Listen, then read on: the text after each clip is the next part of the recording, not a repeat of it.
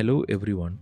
Did you know that humans are one of the very few animals on this planet who cannot make their own vitamin C, and that this single missing enzyme has shaped human survival for thousands of years? Today we are going to explore the complete clinical biology of vitamin C, from its molecular structure to the dramatic disease it prevents. Vitamin C, chemically known as ascorbic acid, has a distinct molecular structure with a planar configuration, a molecular weight of 176.12 grams per mole, and a defined bond length that gives it its unique chemical stability. This precise structure is what allows it to perform its many biological functions in the human body. This brings us to an interesting evolutionary flaw in human metabolism. Most mammals synthesize vitamin C naturally from glucose, passing through several intermediary precursors before forming ascorbic acid.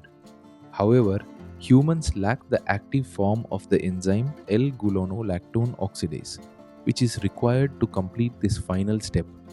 This missing link means that exogenous vitamin C, meaning vitamin C obtained from outside the body through diet, is biologically necessary only for humans, other primates, and guinea pigs. Because we cannot complete the biosynthesis of ascorbic acid on our own, we must constantly acquire it from dietary sources to maintain our physical structural integrity. The pursuit of understanding this anti-scurvy factor spans thousands of years. As far back as 1550 BC, the Ebers Papyrus, an ancient Egyptian medical text, documented the first known symptoms of scurvy and prescribed a treatment of onions and vegetables. In 1747, British Royal Navy surgeon James Lind conducted the first controlled clinical trial on sailors, conclusively proving that citrus fruits cure the disease. Then, between 1928 and 1932, biochemist Albert St. Georgi isolated a substance he called hexuronic acid, mapped its structure, and renamed it ascorbic acid, literally meaning anti-scurvy, a discovery that won him the Nobel Prize.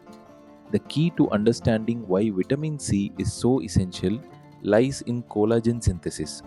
Collagen accounts for 25% of total body protein and constitutes 75% of the human dermis.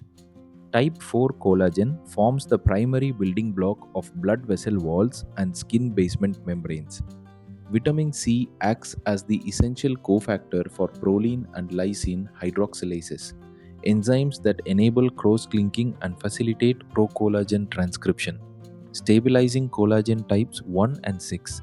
Without this molecular key, the entire structural matrix of the body begins to fail. Vitamin C also plays a crucial role in cellular defense and mineral optimization. As an antioxidant, it shields cellular constituents from oxidative stress, specifically acting as an electron donor to regenerate oxidized vitamin E back into its active protective form, essentially recharging it like a battery. In terms of mineral optimization, vitamin C reduces ferric iron to ferrous iron, significantly facilitating the absorption of non-heme iron from vegetable foods. It also inhibits the formation of harmful nitrosamines by the intestinal mucosa.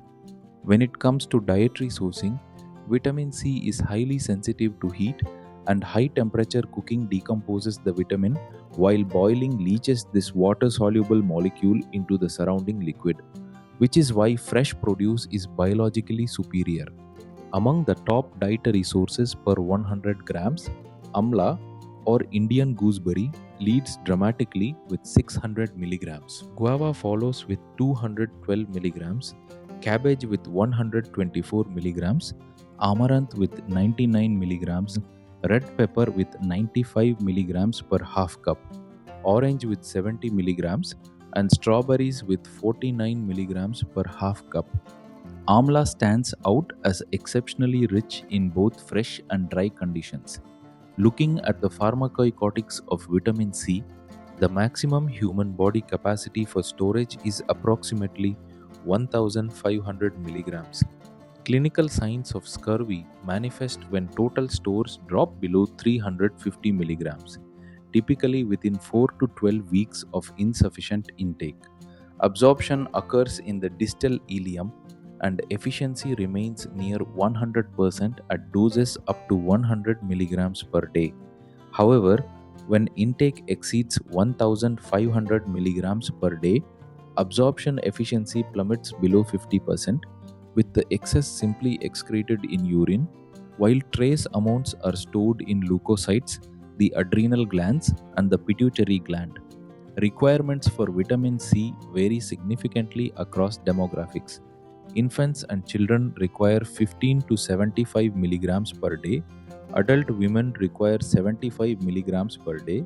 Adult men require 90 milligrams per day. Pregnancy increases the requirement to 85 milligrams per day, and lactation raises it further to 120 milligrams per day. Smoking significantly increases oxidative stress, depleting systemic levels and requiring an additional 35 milligrams per day above the baseline recommended dietary allowance. Several high risk profiles make certain populations especially vulnerable to deficiency. Dietary isolation includes the tea and toast diet common among socially isolated older adults, food faddism and restrictive low carbohydrate diets, and exclusive cow's milk feeding for infants. Malabsorption conditions include inflammatory bowel disease, celiac disease, cystic fibrosis, and bariatric surgery. Chemical depletion includes alcohol use disorder, where more than 80 grams per day of ethanol increases renal excretion, and smoking tobacco, which elevates oxidative stress. Systemic loss includes hemodialysis, which causes high renal losses, iron overload conditions, and type 1 diabetes, which increases requirements. The endemic reality is striking, with global prevalence of deficiency ranging from 7.1% in the United States to 73.9% in northern India. Now let us understand the pathophysiology of systemic breakdown that occurs during deficiency. A critical drop in ascorbic acid causes epigenetic DNA hypermethylation, which actively inhibits the transcription of procollagen in various tissues, essentially turning off the body's ability to repair itself. This is called the epigenetic blockade. This leads to structural halting, where insufficient collagen production directly results in the thinning of the dermis, extreme fragility of blood vessels, and severely impaired wound healing. It also causes immune compromise, where the loss of antioxidant protection leaves cellular constituents vulnerable to oxidative stress, rendering individuals highly susceptible to opportunistic infections.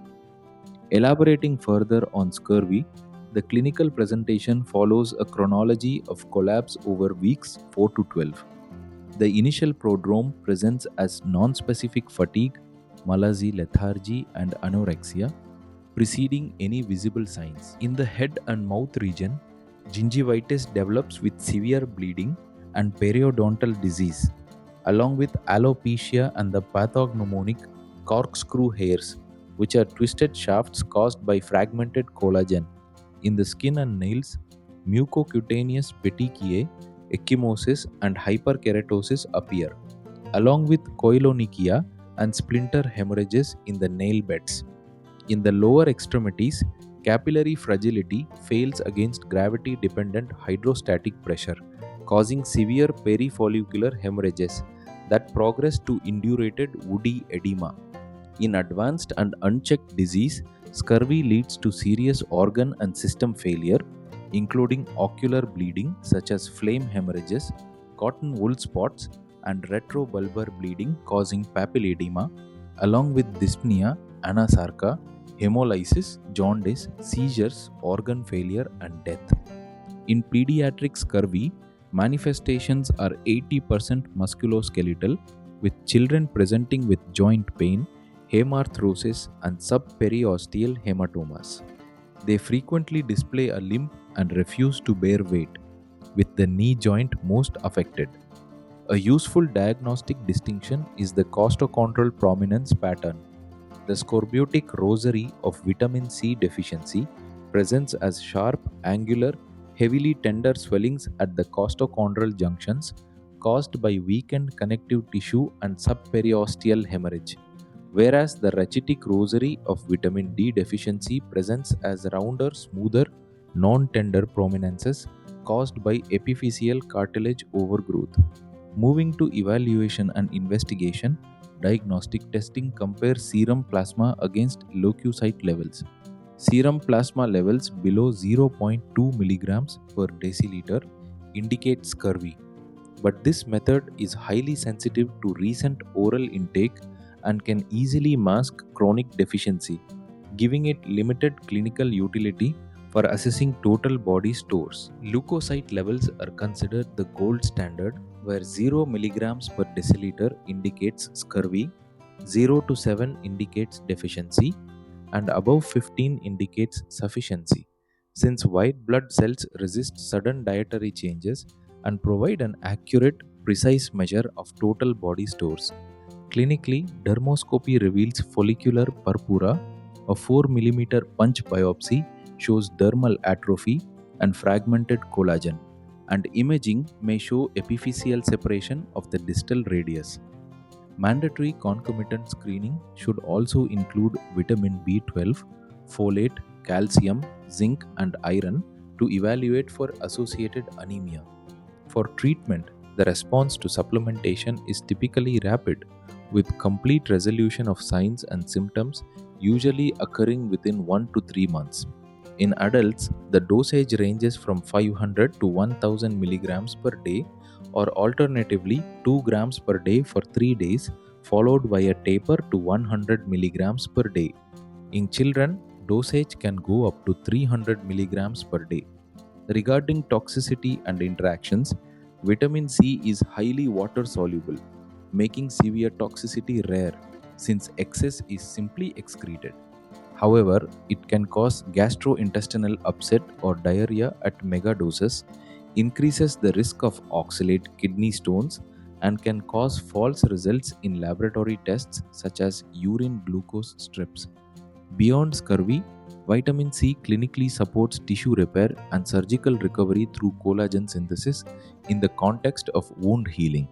However, regarding the common cold myth, despite popular belief, there is little proof that vitamin C prevents colds entirely, though it may slightly reduce the overall duration of the illness. Bringing this all together, the vitamin C life cycle moves through 4 clear stages. First, dietary sourcing, where it is obtained from fresh produce and remains highly sensitive to heat and boiling. Second, absorption and storage, where it is absorbed in the distal ileum with maximum stores of 1500 milligrams and scurvy triggering at the 350 milligram red line. Third, molecular action, where it acts as a cofactor for hydroxylases in collagen transcription and as an electron relay for vitamin E. Fourth, tissue integrity, the final outcome, where it maintains robust blood vessels, a stable dermis, prevents epigenetic hypermethylation, and stops scorbutic collapse before it begins. Hope you have understood about the Ascorbic blueprint, clinical biology of vitamin C. If you found this video useful, please watch and share with your friends and colleagues. Thank you.